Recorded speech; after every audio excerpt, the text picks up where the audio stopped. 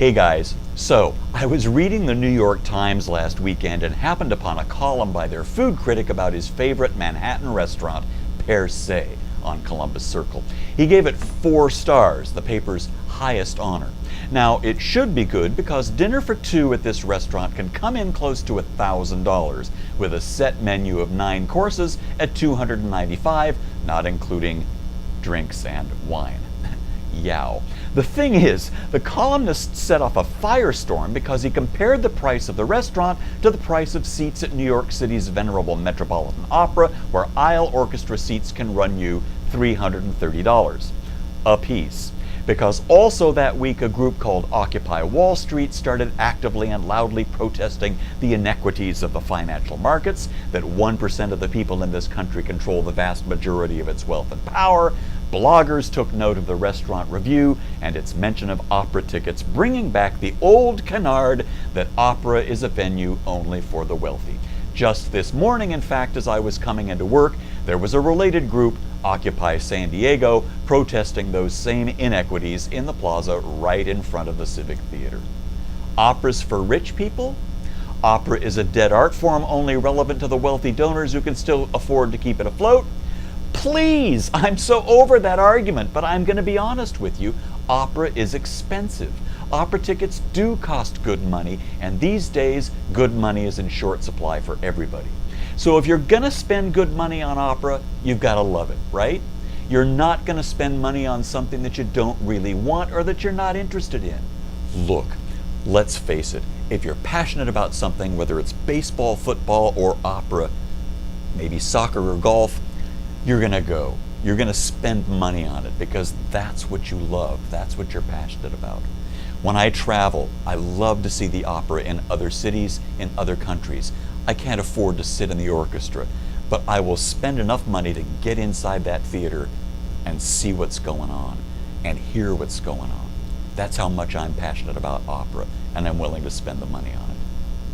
In a way, that's what these podcasts are all about, to help you get to know as much about opera before you come, maybe even before you decide to buy a ticket, so that you have an idea of what you're in for, and in fact, what to look forward to.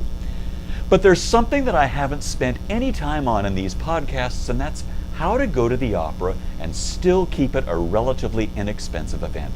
So let's deal with prices. Believe it or not, you can go to the opera for as little as $50. Yeah, that's balcony seating, but here's the secret. The best sound in the house is in the balcony. Where do I sit during staging rehearsals? The balcony. I love the sound up there. And the sight lines are okay. They're really fine. So if you love the music at the opera, you can save a bunch of money by simply sitting in the balcony and be surrounded by the lush sound of a full orchestra and voices honed by career appearances at the finest opera houses in the world. Here's another way to get tickets that are less expensive. Get a group together. Use our online Participate program. You can save as much as 20% for tickets on Tuesday or Friday night performances. Participate can make balcony seats as low as $40. For a traditional group, you need a minimum of 10 people to come up with them. For a Participate group, there's no minimum. And by the way, our most expensive price for a Saturday opening or a Sunday matinee performance in the premier orchestra section isn't $330, it's $275, and there are plenty of price levels in between that low of $40 and that high of $275. But look, compare that to a ticket to a Padre game at Petco Park, where it's $70 for a decent seat. For the Chargers at Qualcomm Stadium, $98 for field, plaza, loge, and press. For a couple more bucks, you can sit in our preferred balcony section. For $22 more, you can sit in the premier balcony section. So don't discount the balcony. It's a great place to see the opera and the best place in the theater to hear the opera.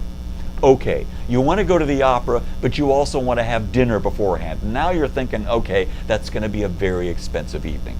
No, it's not, because within a few feet of the theater are 2 restaurants that are approachable at any price point. My first choice, Al Teatro, a wonderful panini grill that's right around the corner from the theater on 3rd Avenue. They're open before every opera performance, even the Sunday matinees. They not only serve panini, but salads and terrific pastas as well, all homemade by the Italian owners. I love this place, and you'll often find me hanging out there for a quick bite before the opera myself. You can have dinner there for less than $10. The other place is Johnny Brown's, right on the plaza at the theater. Johnny's is a typical pub with salads and sandwiches, as well as the occasional special. They have a full bar, and the attraction for me is that they always have a large number of artisanal beers on tap, probably the finest list of artisanal beers in the city. They're also open after performances, and here's the tip.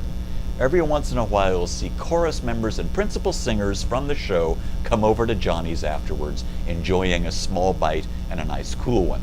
Also, again, you can have a perfectly good meal for anywhere from $10 to $15. Do you have to wear a tux or a gown? No. In fact, most people nowadays come in what I'd call business casual. Lots of men even without ties. I've seen people in jeans as well, with a nice shirt or pants and blouse for women. Do you have to know Italian? No. Every word of the opera is projected above the stage by the super title system into English. Simple. No translations necessary. So, no. Even though the opera is expensive both to produce and to attend, there are ways of enjoying our productions without having to spend an arm and a leg. There are a number of gateways into this art form that make opera more accessible to you, both in terms of content, like these podcasts, and its pricing. But look, I want you to remember something. The price of your ticket only covers half the cost of producing the opera. There are people all throughout the audience, sitting anywhere from premier orchestra to the balcony, who've given donations to the opera in order to help keep it going. Some of those donations are small amounts, like $5, $10, $50. Some of them are large amounts, even up to $1 million. But it's those donations that keep us afloat and help us keep the ticket prices from rising all the way up to the Met's $330 for an orchestra aisle seat. So keep in mind, when you're in a giving mood, consider giving to the opera.